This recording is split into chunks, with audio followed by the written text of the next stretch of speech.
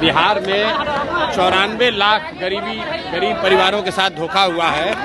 नीतीश कुमार ने तेजस्वी यादव के साथ जब सरकार थी तो अपने विधानसभा में खड़ा होकर कहा है कि 94 लाख गरीब परिवारों को बिहार में जातीय जनगणना के बाद उन्होंने ये घोषणा की थी नवंबर 2022 में कि हम लोग हर परिवार को 2 लाख रुपए देंगे। आज तक किसी भी परिवार को 1 रुपया नहीं मिला। 20 वर्ष से कह रहे हैं कि दलित अति पिछड़ा समाज को 3 डिसमिल जमीन घर बनाने के लिए दिया जाएगा। आज तक सिर्फ 1.25 लाख दलित परिवारों को ही ये जमीन मिला है। तो इसलिए और ये जो जमीन के दाखिल खारिज के नाम पर लूट मचा हुआ है, भ्रष्टाचार है, इसके विरोध में हम लोग सरकार से आवाज़ उठाने गए थे। वहाँ पर FIR हुआ है, उसकी कोई चिंता नहीं है।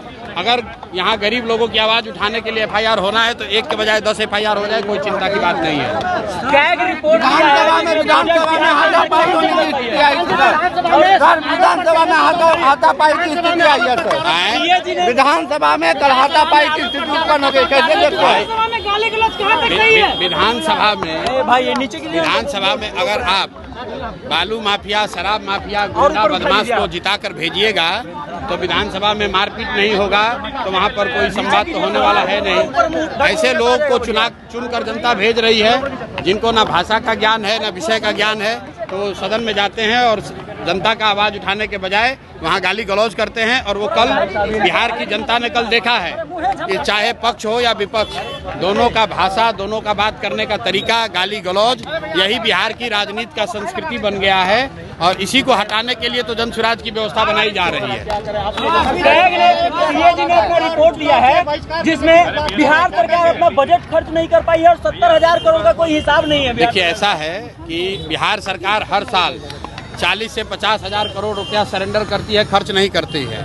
एक और गरीबी से लोग तबाह हैं, एक और लोग को रोजी रोजगार नहीं मिल रहा है। सरकार कहती है हमारे पास पैसा नहीं है, और दूसरी ओर 50,000, 40,000, 60,000 करोड़ रुपया ये सरेंडर कर रहे हैं। तो ये दिखाता है कि सरकार की कितनी बड़ी नाकामी है। और जो कैग का रिपोर्ट आया है उसको मैंने अभी पढ़ा नहीं है, पढ़ने के बाद ही उस पर कोई टीका टिप्पणी करूंगा। तेजस्वी यादव ने कहा है कि